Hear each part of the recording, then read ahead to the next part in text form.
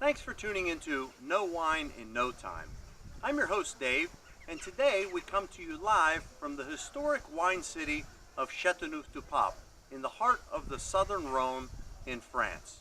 Translated into English, Chateauneuf du Pape means the new home of the Pope, but how it got its name is really quite interesting. In 1305, Raymond Bertrand de Goth became Pope Clement IV. In his almost 10 years as Pope, he was responsible for suppressing the Knights Templar. He threw a lot of them in jail and was responsible for their demise.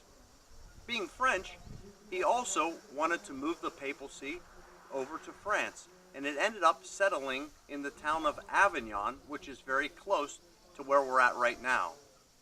When he died, he was succeeded by Jacques Duez. And Jacques Duez was from Cahors, which is just a little bit south of Bordeaux. He took the name Pope John the 22nd, and he was responsible for maintaining the Avignon papacy, but also building this magnificent structure right behind me. This is the castle at Chateauneuf du Pape, or the new home of the Pope. Now what was interesting is after John the 22nd passed away, no other popes stayed in this castle, only just the Archbishop of Avignon. And what happened in the time that passed since, the Archbishop of Avignon was someone who believed in being humble and attending to the people. So he actually allowed the castle to be systematically disassembled and those rocks used in other construction in the area. Also, in World War II, the Nazis tried to destroy this castle, but with walls that were almost 8 feet thick. Despite their repeated dynamite attempts, they couldn't destroy the Chateauneuf du Pape. So, wines from this region are really quite interesting.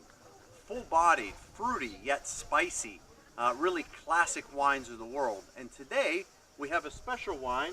This is Reserve Cardinales. And Reserve Cardinales is a Chateauneuf du Pape made from all 8 of the red wine grapes special to this particular region. So let's take a sip and see what we think. So if we take a look at it first color-wise, we notice that it's really a deep garnet in color, certainly not on the purple side, slightly transparent. If we give a sniff to get the aromas, we notice a lot of plum, dark fruit flavors, a little bit of cherry, and certainly some raspberry peeking in with just a hint of spice, maybe some cinnamon, nutmeg, and a little bit of pepper.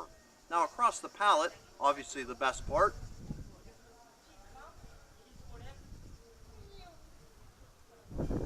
this wine presents itself with a little core of black raspberry, a little bit of plum, certainly some spice from the pepper, from the Syrah side of it. But this has been oaked significantly. So in the background, we have a really toasty, caramely type of persona on the backside on the finish. So really a solid wine, and one that would really appeal to either New World wine consumers or Old World wine consumers.